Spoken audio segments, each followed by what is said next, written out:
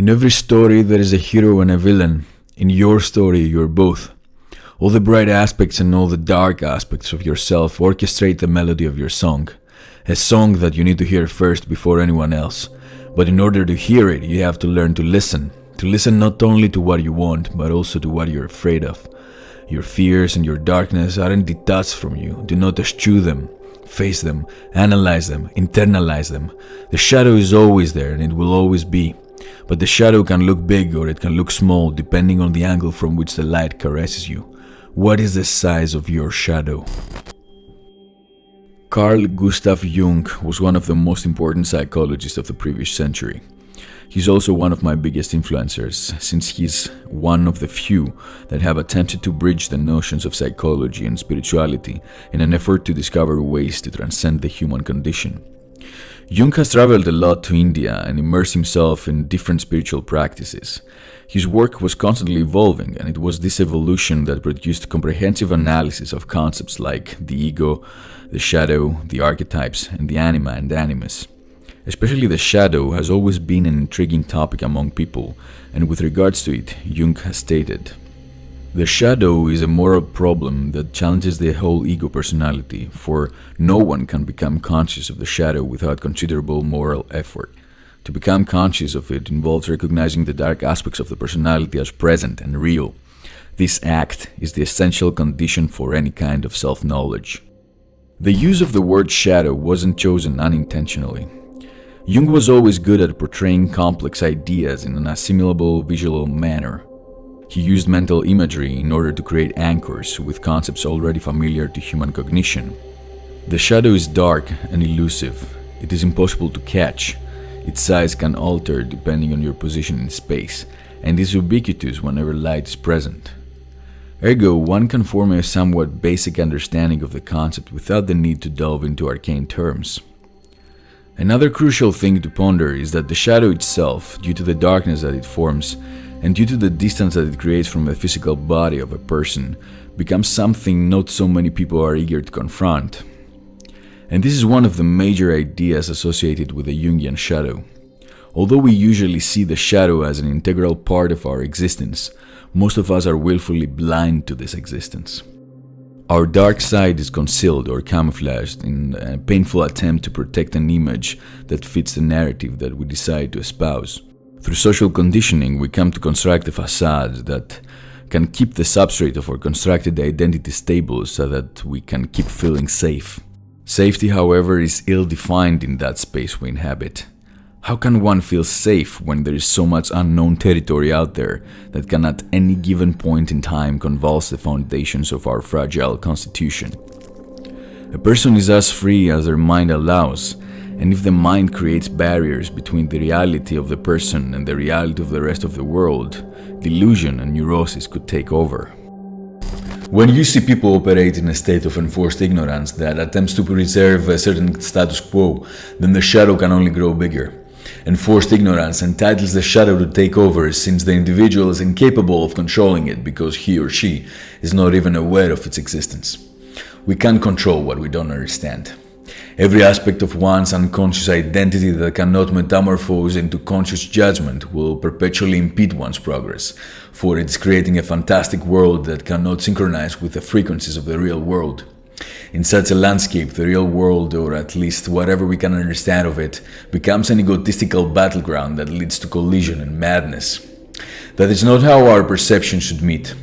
The world should be a forum for dialogue and constant experimentation, where we strive to refine the moral imperatives that could alleviate our suffering. Everything beyond that should be viewed with skepticism. If that seems poignant to some people, that is clearly because the shadow element hasn't been dealt with effectively.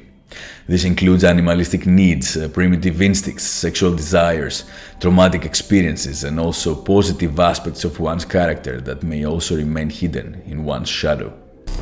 Regardless of the idiosyncratic nature of one's shadow, the process of assimilation has always been universal, and it is represented by the following sequence. Evidently, assimilation can't occur if the stages of encounter and merger don't take place first. That is certainly a heroic act, for the angst entailed in the process is immense. There's nothing scarier than facing the deepest realms of ourself. but there is also nothing more rewarding than that.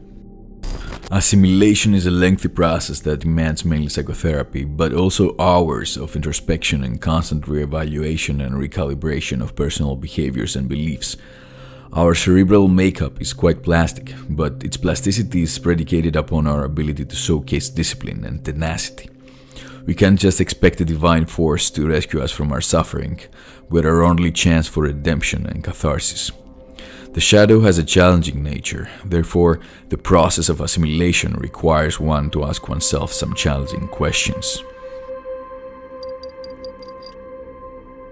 Most of you have heard of the story of Dr. Jekyll and Mr. Hyde.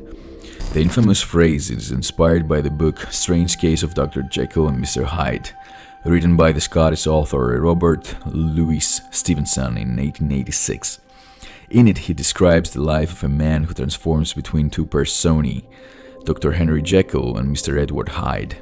The story was so powerful and it resonated with so many people that it entered the vernacular, and whenever we encounter characters with an unpredictably dual nature, we almost immediately recall the story of Dr. Jekyll and Mr. Hyde.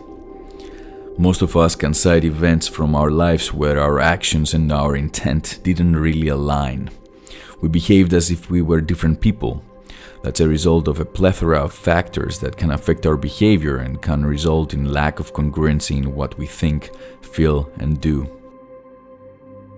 Social conditioning, latent desires, mental fatigue, and many more reasons can come to mind.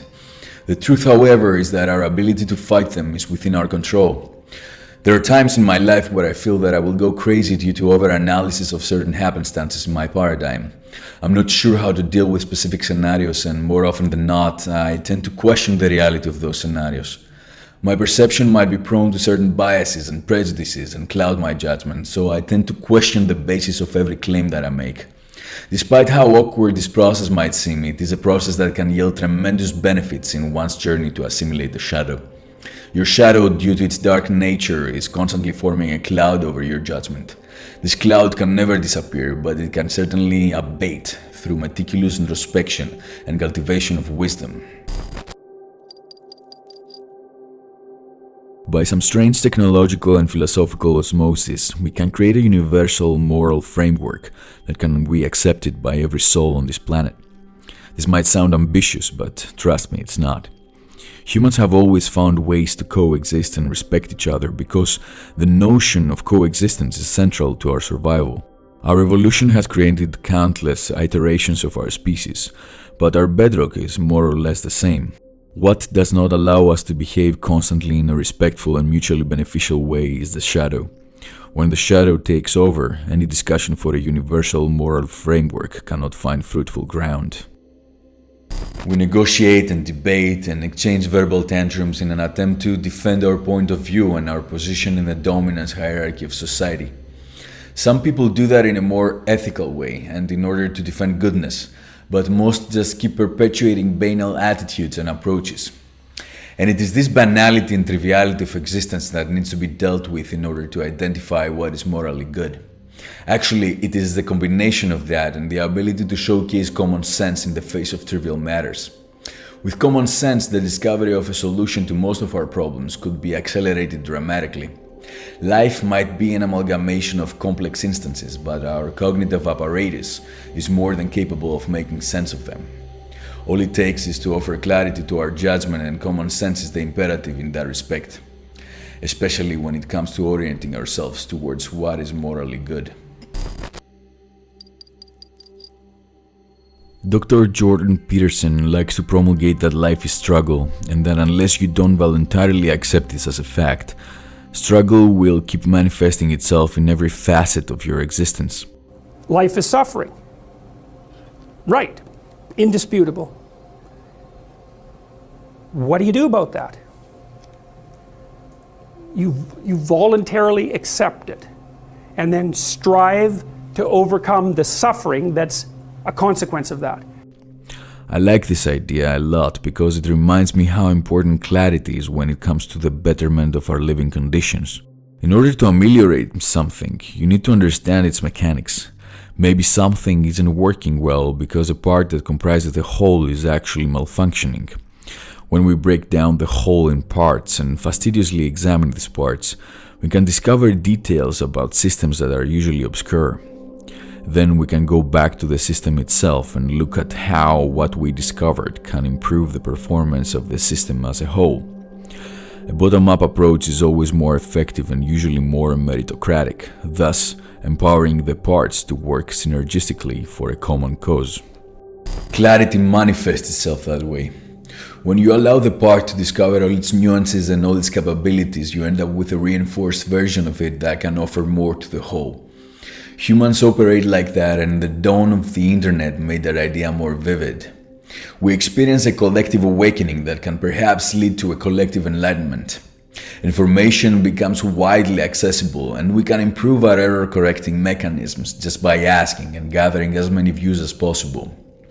That right here is the essence of clarity, and its only obstacle is the shadow. A person who clings to outdated and ill-defined views will only reinforce the shadow and stagnate in a swamp of confusion. Incessant knowledge seeking is the name of the game, a game we should all prepare to play.